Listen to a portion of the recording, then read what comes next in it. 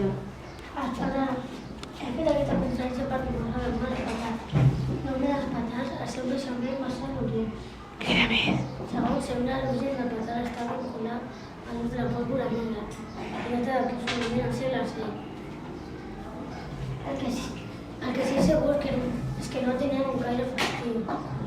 Els patats semblen ser borratxos, aquest que connecta les cames es feien servir per a desconcertar els soldats i les cavalcadures. Després utilitzaven les canyes de bambú, s'omplien amb pólvora i les tiraven al foc. Es calentaven molt seriosament. Després s'omplien tubs amb la pólvora, s'embolicaven en paper de seda i s'hi posava una planxa i una copa de pólvora. Finalment, s'hi posava una vela per poder dirigir el vol.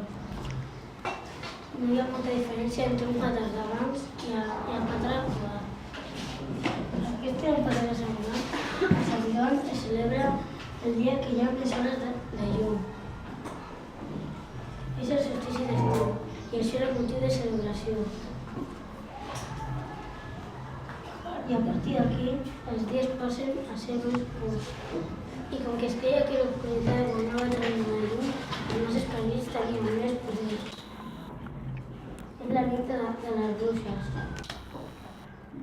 Per evitar-ho feien grans festes i celebraven grans fogueres per eliminar els mals esperits. Amb la invenció de la pólvora es van fer explosius i coets. És per això posar consciència perquè com que ja arriba a la festa de Sant Joan és molt saber utilitzar-lo. Comprar-los no està ben autoritzat, no s'objecten amb les mans, no tiren patats de menys de 500 metres de zona rocoses, tancar portes i finestres i recollir tendals i la roba estesa abans de tirar ningú petard. Si un petard no s'encén, també esperar-se al cap de mitja hora i si no ha petat, el mullen. Aquesta informació la té de la biblioteca d'internet i d'un llibre.